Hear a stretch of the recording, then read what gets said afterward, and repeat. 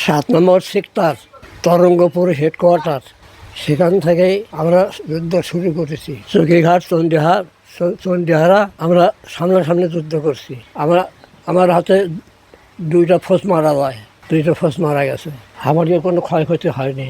সেখান থেকে আমরা এসে পীরগাছা, এখানে আমরা পকেট আসলে সেইখানে আমরা এসে তখন আবার তারপরে দেশের ভেতরে সাহায্য এগিয়ে গেছি, পৌঁছয়নি, এগিয়ে গেছি। এখান থেকে আবার আগমুখী গেছি। আমরা ওইখানে যুদ্ধ করছি, দিনের বেলা যুদ্ধ করছি, রাতের বেলা যুদ্ধ করছি। সেই সময় তারা ঠিকই চলছে, যারা কুমানুষ ছিল তারা লুকে চলছে। যুদ্ধটা এই কারণের জন্য হলো, তুমি যা চাচ্ছ আমি তা করতেছি না। পাকিস্তান মানি রে, আমরা জয় বাংলা করছি। হয়তো মারবার ধরছে, হয়তো কতগুলো মেরে ফেলেছে, কতগুলো ভয় দৌড় মারছে।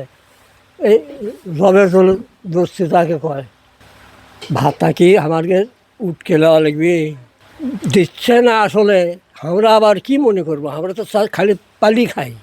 কথা হলো কি, এখন কোনো অফিস থেকে কেউ তো কয় না যে এই মুক্তিযোদ্ধার জন্য 5,000 টাকা বাড়ানো হলো, 10 টাকা বাড়ানো হলো, 10টা পাই বাড়ানো হলো। ওই খালি শুনি 300 টাকার থেকে শুরু করে বুঝলে লাগে এখন এই পর্যন্ত আসছে, তাই এখন পাতা ফাটে যাচ্ছে।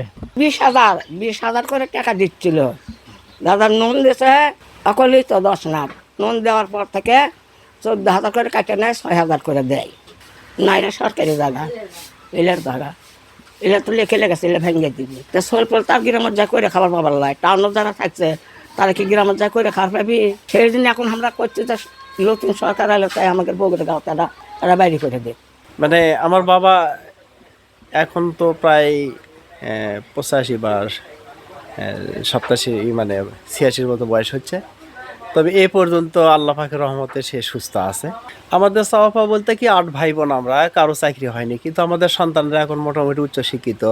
আমার ছেলেটা বিসিএস কোচিং করতেছে, আর একটা অনার্সে আছে, আরও মোটামুটিভাবে উচ্চশিক্ষিত করা আছে। যদি এখন সামনে তাদেরকে চাকরির জন্য সরকার পক্ষ থেকে সহযোগিতা করে, তাহলে আমাদের এই পরিবারের জন্য অনেকটা উপকার হবে।